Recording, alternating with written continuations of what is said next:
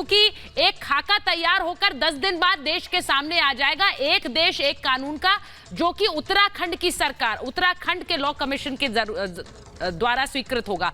अब कहा यह जा रहा है कि यह ऐसा खाका है जिसे बीजेपी चाह रही है पूरे देश में लागू करना, यूसीसी को लागू करना। पहले मैं आपकी उस पर प्रतिक्रिया चाहती हूं। आप सबको मेरा नमस्कार। मुझे लगता है पूरे देश को आदरणीय प्रधानमंत्री जी की सरकार के इस ऐतिहासिक निर्णय का स्वागत करना चाहिए। और मैं बता दूं कि यह सरकार 9 वर्षों में बहुत सारे ऐतिहासिक निर्णय के लिए जानी जाती है।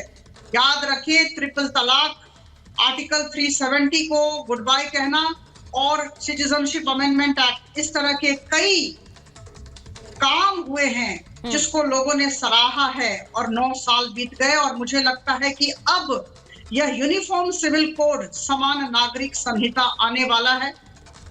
आप सबको ज्ञात है कि ये संहिता की वजह से पूरे देश के लिए एक कानून सुनिश्चित की जाएगी जी। और जैसा कि हम सब जानते हैं, धर्म के आधार पर, जाति के आधार पर, लिंग के आधार पर किसी को बांटा नहीं जाएगा। ये सबसे बड़ी खासियत है, वन नेशन और वन लॉ। तो मुझे लगता है कि इसका स्वागत होना चाहिए। और याद रखें कि 1961 में गोवा में इसे लागू किया गया था। क्या गलत हुआ? गोवा में अच्छा चल रहा है। पुडुचेरी में लागू किया गया है, अच्छा चल रहा है, कार्यान्वयन अच्छा चल रहा है। और मैं कह दूं कि संविधान का प्रावधान है कि भारत देश में यूनिफॉर्म सिविल कोड, समान नागरिक संहिता लाई जाए। याद रखें, अनुच्छेद 44 directive principles of state policy, यानी मोदी सरकार ने मन बना लिया, यूसीसी आ रहा है। अपराजिता जी, बिल्कुल आ रहा है।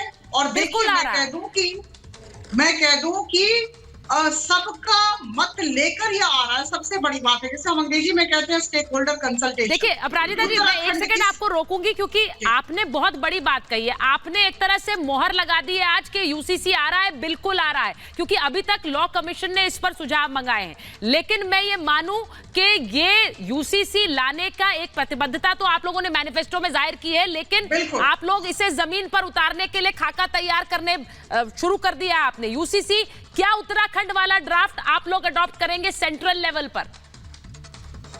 देखिए, मैं कह दूं कि उत्तराखंड में जो काम हुआ और जो ड्राफ्ट आएगा, उसके बारे में मैं बता दूं कि यह स्टेक होल्डर कंसल्टेशन के बाद तैयार किया गया है। ड्राफ्ट आने दीजिए, उसकी समीक्षा की जाएगी और जो सबके द्वारा गृहीत होगा वैसा लॉ बनाया जाएगा। तो मुझे लगता है थोड़ा सा संयम की जरूरत है, धैर्य की जरूरत है। लेकिन जहां तक हमारी मनोवृत्ति का सवाल है, मैं कह दूं कि सिर्फ यह इसलिए नहीं हो रहा है कि भारतीय जनता पार्टी की मैनिफेस्टो में है, संविधान कह रही है इसलिए हो रहा है। संविधान कह रहा है इसलिए हो रहा है। 2022 इलाहाबाद हाई कोर्ट ने भी कहा था जी। 1985 में शाहबानो के केस में भी सुप्रीम कोर्ट ने कहा था कि देश में समान नागरिक संहिता लाई जाए।